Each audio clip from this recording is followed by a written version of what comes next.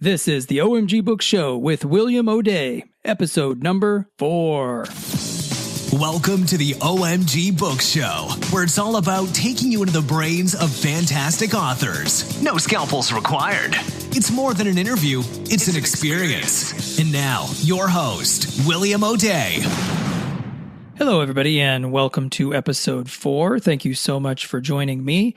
Today, we are going to go on a deep dive with Anthony J. Melchiorri, the acclaimed best-selling author of the Tide series of books, and also a few other series and standalone books as well. In today's discussion, we're going to get to the bottom of what is nanobacteria and is it really alive? So Anthony's going to share his educated perspective with us on that. And he also reveals some of the details of an awesome collaboration that he's going to be doing with Nicholas Sansbury Smith coming up in the not too distant future. And finally, we also find out what would be Anthony's number one dire live or die struggle in a post-apocalyptic world. And it's probably not what you would expect it to be. I know I certainly was surprised, but it makes total sense in retrospect. We'll discuss all that and much more. So without further ado, let's get started.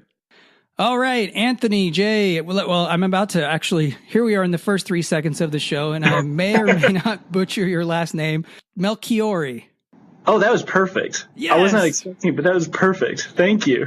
Great. Awesome. I'm glad I got it right. I should have asked you that while we were chatting beforehand. No, it's more fun this way. It is, yes. Oh, I don't want to mess up. Please. Okay, I'm glad it worked out. So now, in a vain attempt to rescue that butchered introduction, I would just like to welcome you to the show and say thank you for joining us. And if there are any listeners out there expecting the Anthony Melchiorri from Hotel Impossible, this episode is not the droids you're looking for. Yes, thank you. I get that. I do get a few emails from the Hotel Anthony Melchiorri, as you probably saw on the blog. And unfortunately, I cannot assist people trying to find good hotel jobs or hotel consulting. Okay, good to know. Yeah, I'm sure. And as fascinating as hotel employment and jobs and occupations could be, we're here to talk about books, which I'm guessing you probably also find much more fascinating. So I wanted to bring you on the show because a couple of years ago, I discovered your book, The Tide, which subsequently has become the first book in the Tide series, and was just blown away. Totally loved it. And what struck me about it was that you had taken kind of this normal zombie genre, which we're all familiar with, but you have added a new and unique take on it. And it's kind of a medical thriller, it feels like. And since reading more about you and kind of finding about your personal life and what you've done, I subsequently discovered that you have a career in bioengineering and biogenetics. Would you say that that's played a big role in your writing to this point? Yeah, I think you hit the nail on the head there. I have a strong background in biomedical engineering. And so, usually by day, I'm working on stuff that presumably, would save people's lives. And I work mostly with material aspects, so a lot of chemistry, a little bit of biology, things like that. So for me, it's always kind of fun. And I know everybody that's an expert in, their field, whether it's legal thrillers or military thrillers, things like that. They watch a show and they can point out the inaccuracies and they're like, that just doesn't make sense. And so I have a fun time, poking fun at zombies because I'm looking at like the actual biological ramifications there. And it's just like, yeah. I mean, I love that genre, obviously, but it'd be fun to kind of try to explain things in a way that, I'm still playing with reality and pushing it, but I really wanted to push things with the science, and I wanted to use my background because, like I said, usually by day I'm engineering things that save people's lives. So it's a little bit of fun and kind of brings out the evil genius to say, well, what if we had these scientists that were interested in this type of biology? What if this, crazy niche biological theory was actually brought to life, and how can we make a fun story around that? And of course, zombies are the epitome of the brutal nature of biology. So what a better fit to kind of play around with those ideas. Yeah, I think that's very cool. One of the, or I guess the name that you came up with, the skulls for kind of like the how would you term it? The your zombie version of the ultimate bad guy, the masses out there. And they definitely have different aspects than your typical zombies like George Romero type approach. Yeah. How did you land on like, okay, this characteristic, that characteristic, like this is the archetype of what I want my version to be? Oh, yeah. So where I started out was actually, I was trying to come up with a different vector. Everybody just has like a kind of, there's always a mysterious, and when I say vector, if I go too far into like the biology side of things, stop me, because I can start doing that. Like I talk with scientists all day, and that's a huge issue, right? So I'll probably be fascinated until up to the point that I'm confused. So I'll let you know. Perfect. Yeah, let me know.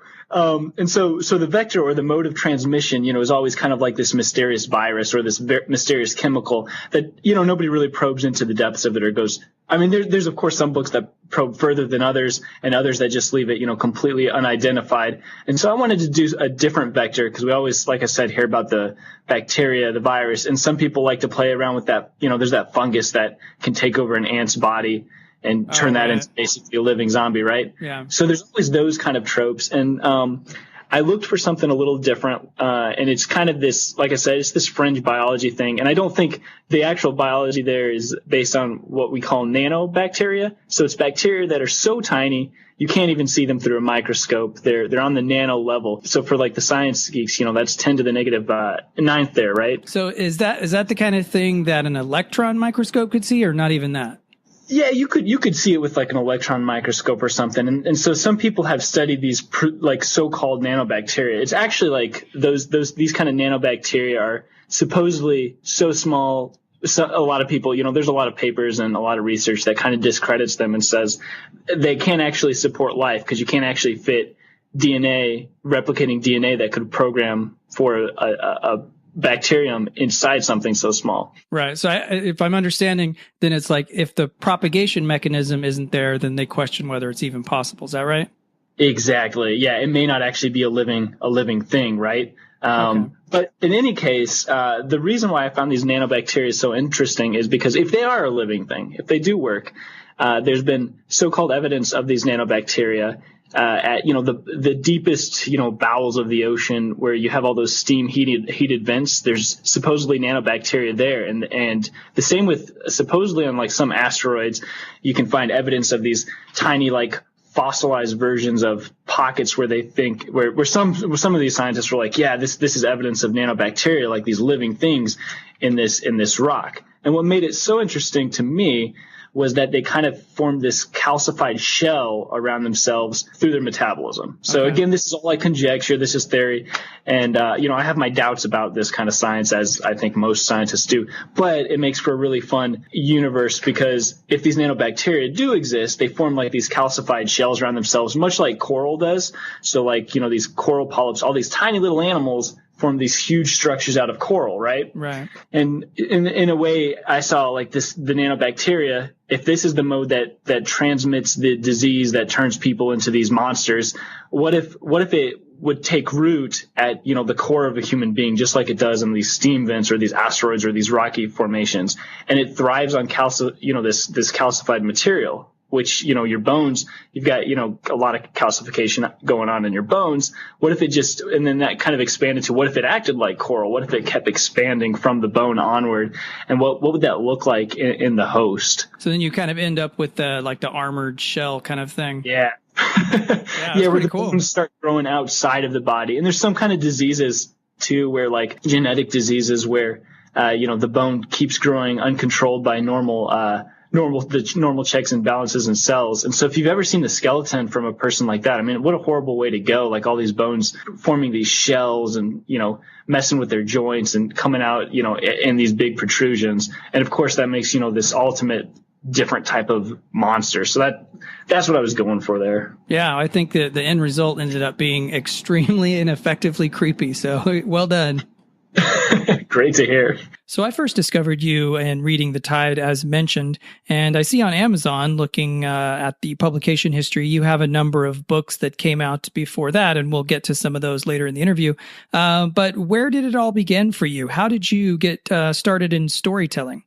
Like every other like person, I think, who gets into writing, there's always like the whole, you had some childhood experience with loving books and writing your own stories and stuff, right? So I could talk about all those experiences, but I think the most important thing was, when I got my science degree, back at the University of Iowa, I kind of didn't want to just do science. And so I went to the writers' workshops and stuff there. And I was, was one of those people that was like, wow, it'd be really cool to start writing, but I never really finished anything until, I think it was my last year back at the University of Iowa. And I remember I had this writing instructor that said, if you want to call yourself a writer, you've got to write every day. And then it took another year to follow his advice. So I have a bunch of, short stories, and a couple books that will never see the light of day that that's where I started playing around in these own stories and stuff. And I got to say, like, that was more like literary fiction. It was kind of like I never had that angsty teenager writing phase. So I had to get it out then. Oh, right. Yeah. You'd saved it up for a decade or more. Yeah. And then I moved out of that. And then, like my first attempts at publishing books were with what I call the Black Market DNA series, which started playing with genetic engineering, kind of crime thrillers.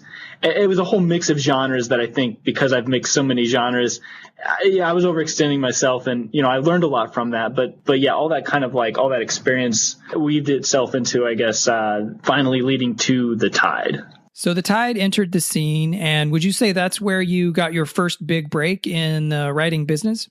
Absolutely. Yeah, that was it. Yeah, that was kind of the breakthrough when I kind of, what helps me there was, I helped some friends of mine, and if anybody's familiar with the PA genre, they probably know Nicholas Smith. Yes. Of the Extinction Cycle series. Oh yeah, he's like the young grandfather of the post-apocalyptic genre. Yeah, and so I connected with him randomly one night on Twitter, because I was like, oh man, you went to University of Iowa too? Like, I just missed you. I came a few years after you. So we became quick friends after that, and I helped him with the science for Extinction Cycle. And I still help him with that. So we go back and forth between stories and science. We help each other out with that kind of stuff. Oh, that's so cool. And so he kind of showed me the light. Like, we saw these readers clamoring for, the Extinction Cycle stuff. And he's like, dude, you really need to use your science stuff and write something for these people, because they're yearning for a book. And, nobody was that interested in my Black Market DNA books. And, ultimately, like, I wanted to do something I liked, but I want to do something that other people also like. So that was it. Absolutely. I think as writers, our jobs are, at least one of our jobs, is to find out where our interests connect with readers' interests so that we can tell great stories that we love, but that they also love. I mean, we could write a story about whatever we wanted, but if it never connected with anyone, well, that would be a pretty lonely story. Right. Exactly. So I was perusing the Amazon page, as I mentioned earlier, and I saw that you have the Tide series and also the Black Market DNA series, and I think the Eternal Frontier series as well. Yes. How many different series are you pushing forward on right now? So right now I have 2 active series, the Eternal Frontier series, which will be coming to a close here in either 1 book or 2 books. And then the Tide is ongoing. And then once Eternal Frontier closes, I will probably move on to, I've got a couple other space-ish books, as well as, some other post-apocalyptic books on the back burner. So my goal is not to have more than 2 series going at a time, to make sure that I meet the reader's demand and make sure I can stay fresh while not burning myself out. But I do have, I am actually working back with Nick Smith. We're going to be finishing out his alien invasion post-apocalyptic series, Orbs, here. We're actually working on that right now. Oh, that's cool. Are you guys going to be co-writing that or something? Exactly. Yeah, we're going to be co-writing that last book together. Oh, that sounds super cool. So you mentioned working with Nick on some of the science behind the Extinction Cycle series, and that's definitely a form of collaboration, but will this upcoming book be your first foray into officially co-writing something? Yes. Yeah, it will be. Actually, so Nick and I were going to write a thriller book together. We actually went to Rome last year, or 2 years ago, and our goal was to research this kind of Da Vinci Code-esque thriller together. So we've got this outline that we've never written the book to, just because, our readers have been more into the post-apocalyptic sci-fi stuff. So we've got that on the back burner too. But this will be the first time I think we actually see the project through fruition. Yeah, that sounds exciting. So you obviously have a lot of work lined up on the authoring side of things, but it also sounds like you have a full-time career on the bioengineering side of things. Are you looking to continue working both of those angles side by side together, or what's your plan there? Yeah, that's a hard question. I think it's, I used to want to pursue both things at the same time, but it does get very difficult to be good at both things. And you end up having to sacrifice something. Right. And so with the way things are going, my long-term goal would be, transitioning full into the author mode. But it is hard because, I have spent my, whole career going for the science education, and then and then suddenly having such a huge switch, you get this guilt. Right. Are you experiencing a achieved degree guilt kind of thing? Because you have a lot of degrees under your belt, right? Right. Exactly. Yeah. It's like, man, what did I do all this for? And of course you get that existential, like, well, man, I can contribute to science, and, there's philosophical idea of, contributing to the greater good, or I can, be writing all these pulp fiction sci-fi books instead. So so it's all a balance. Yeah, it sounds like a tough decision. I mean, for sure. And maybe here we go on this show right now. We're gonna see if we can help you in the worst possible way. Try to decide here. Okay, so on the one hand, what would you say is the best thing about the bioengineering career that you have? And then on the other hand, what would you say is the best thing about the writing career that you have? You know what? I have to say the best thing about both of them is almost the same, and that's to create, the freedom to create new things. Oh, absolutely, yeah. And so that's kind of maybe that's a cop out, but I don't think it is. I think maybe it speaks to kind of a creative passion, and then there could be different outlets for it. Yeah, for sure. And I think that's why people get into science, is because they thirst for this knowledge, and they want to apply creativity in a different way that, that you can't do in art. And simultaneously, art is an expression, like with writing, that you can't necessarily do with hard sciences. The difference, of course, being that, with the science side of things, if I'm contributing to these biomedical devices and stuff, there's this idea that, hey, maybe you can change people's lives in a physical manner. And then the writing part, the thing I like, I love, it's so awesome to get letters from fans, that have read your stuff, but it's even better when they say things, like how it, they've been having a tough time, but this is their escape from reality. And, that's why they read these type of stories. And so you get a much different way of helping people. Yeah, absolutely. I agree. It's just surprising sometimes, when you get an email like that of like, wow, this book helped me get through a dark patch, and you're just kind of like, what? I never thought it could be anything like that. Exactly. Yeah. You never intended for that. You're like, I'm writing because I want to make something fun here. I want to make something that people enjoy, that I enjoy. And then sometimes you forget, the impact that can have. And that is both humbling, because I would never expect any of my work to have any kind of impact like that. And it is gratifying in its own way. Yeah, absolutely. Well, I wanted to ask you about, you've written quite a few books, and I'm amazed that you've written so many, having a full-time alternate occupation in addition to the writing. But you have a pretty full catalog, probably I think I've counted 14 or so up on Amazon. Is that about right?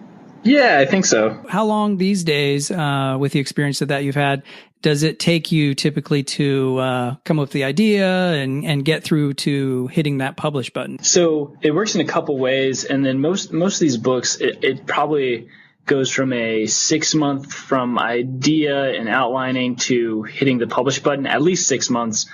But I try to have multiple things going on at once. So while I'm writing one book, I'm editing another. So that way, there's always progress. Right. You're kind of hitting multiple fronts there.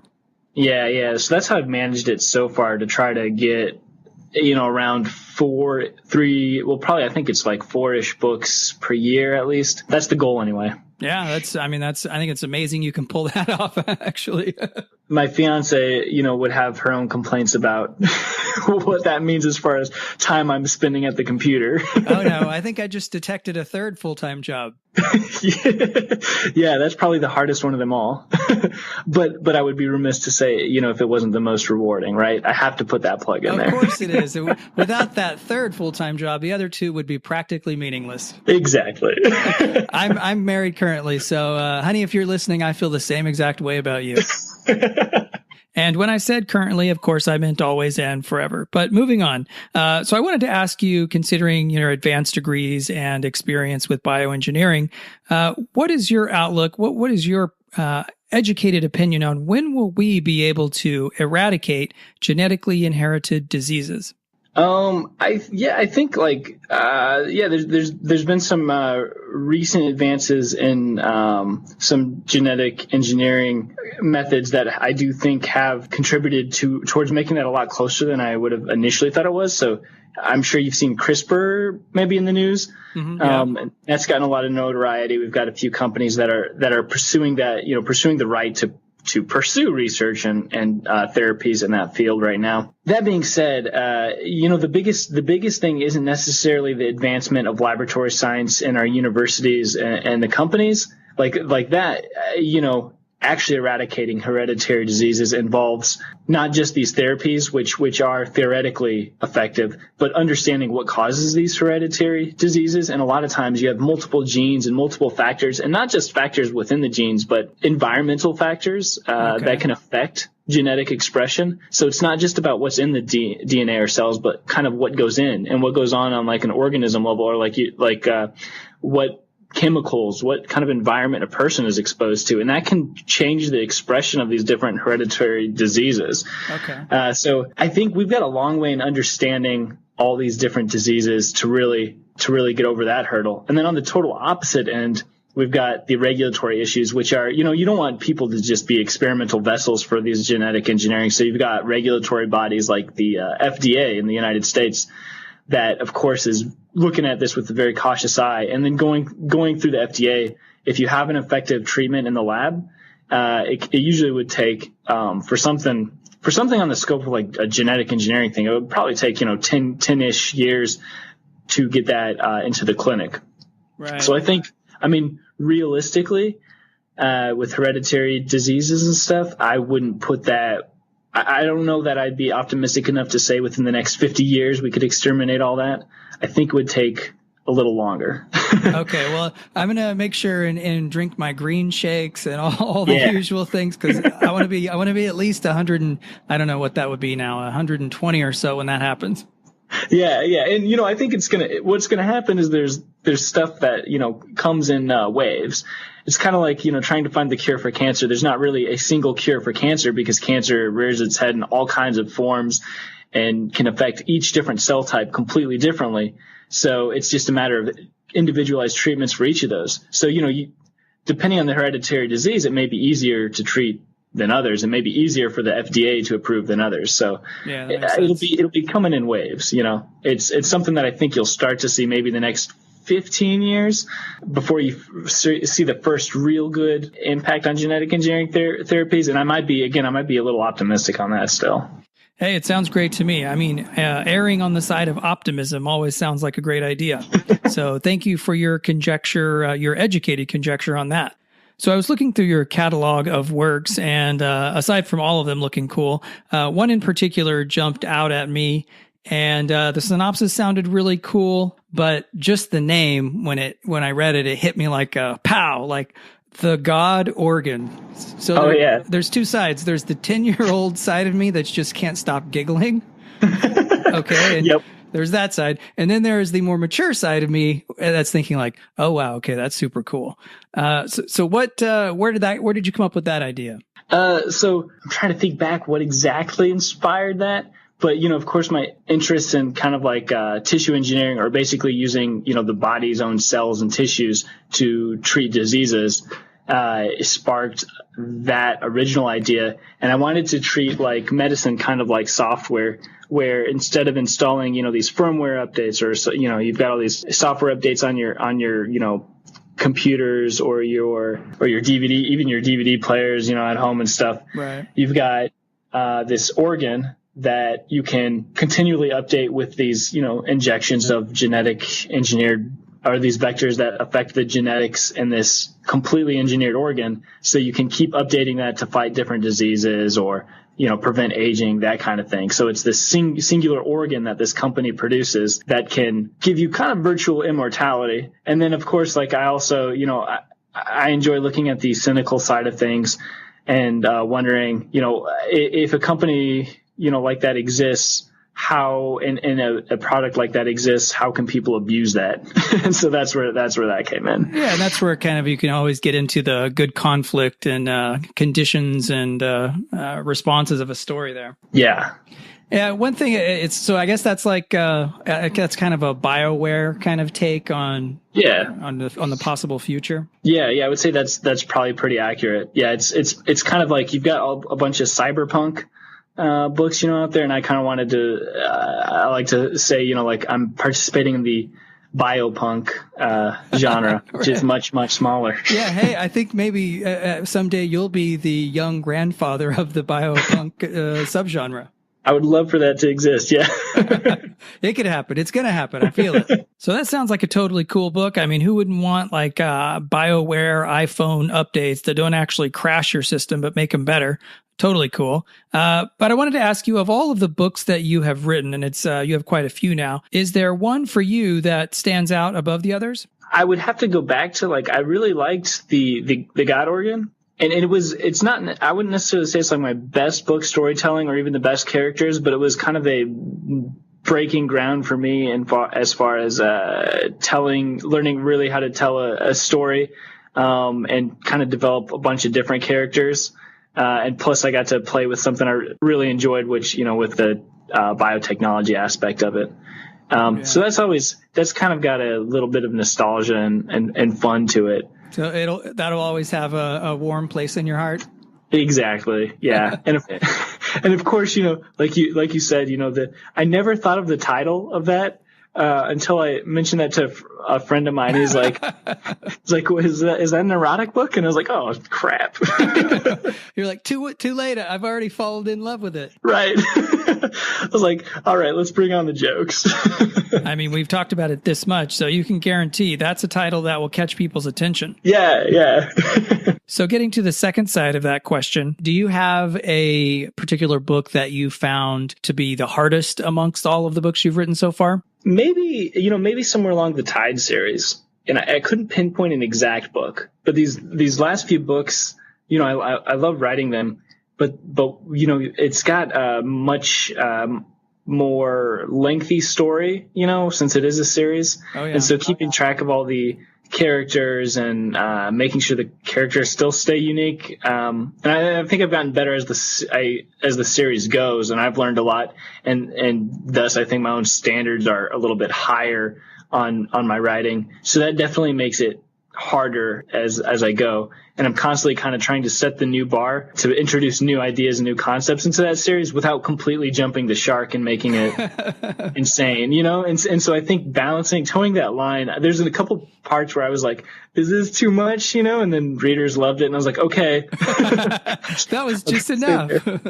Yeah, exactly. All right. So I think what you're saying is you're going to keep pushing it, but we should never expect to see Fonzie on the skis jumping the literal shark in any of your books. That's not going to happen. Yeah, unless Fonzie's a skull. Oh, yeah. He could be. Everybody else is. Yeah, that would be our exception, but we'll try to keep him off the water skis.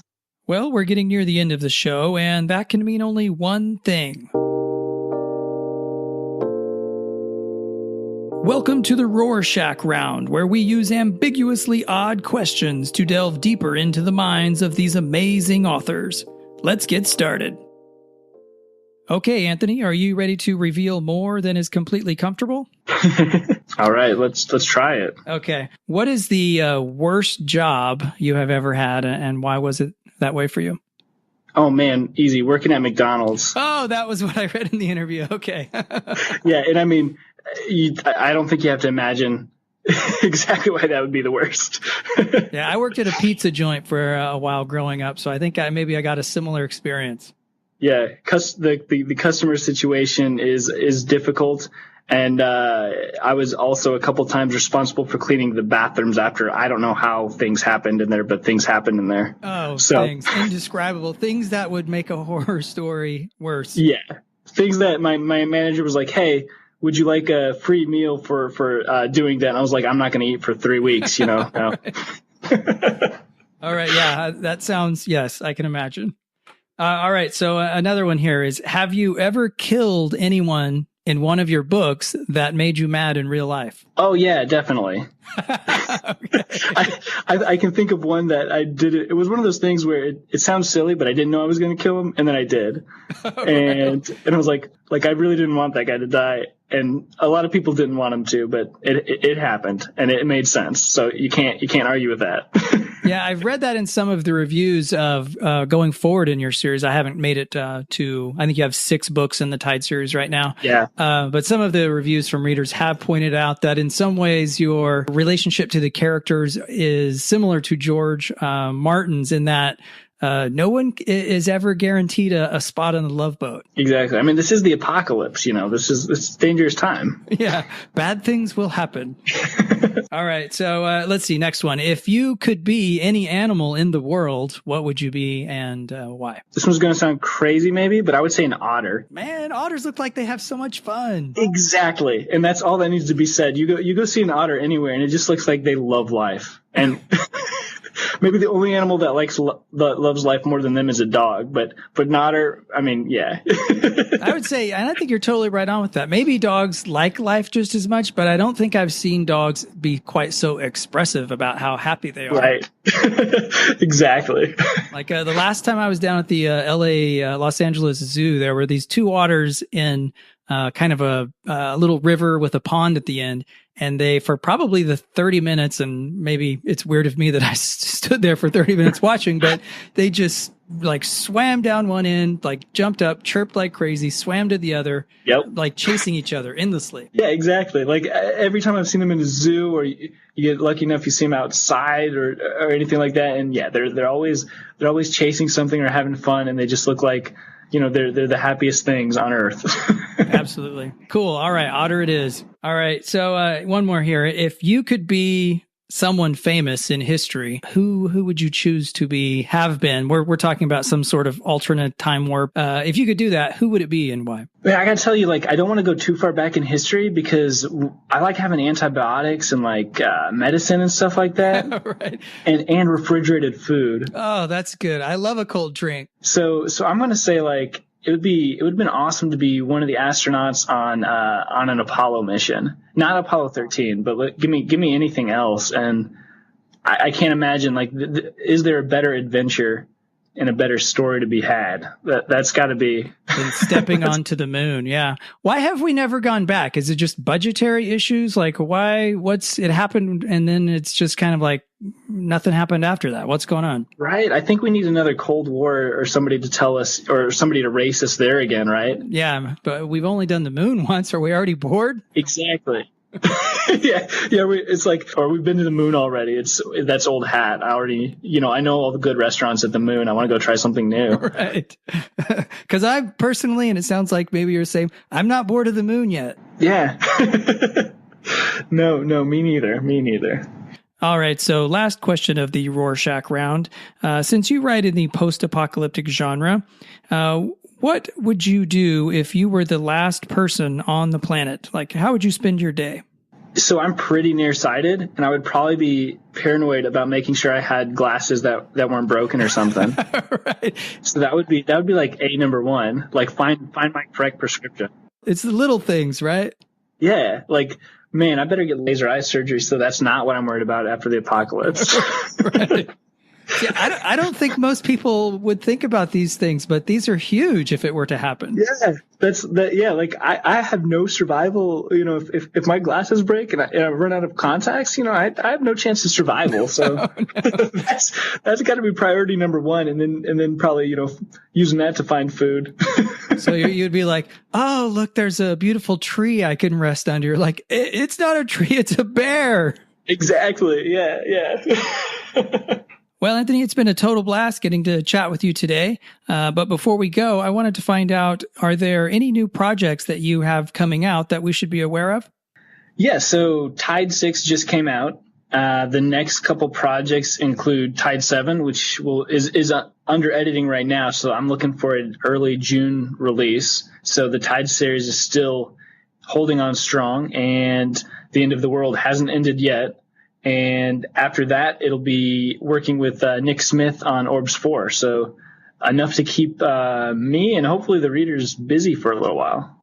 Yeah, all of that sounds awesome. Do you have like an end book day in mind for the Tide series, or are things just kind of moving along and you're hitting the ideas as you go? I do. Yeah, I do have some end ideas going on that.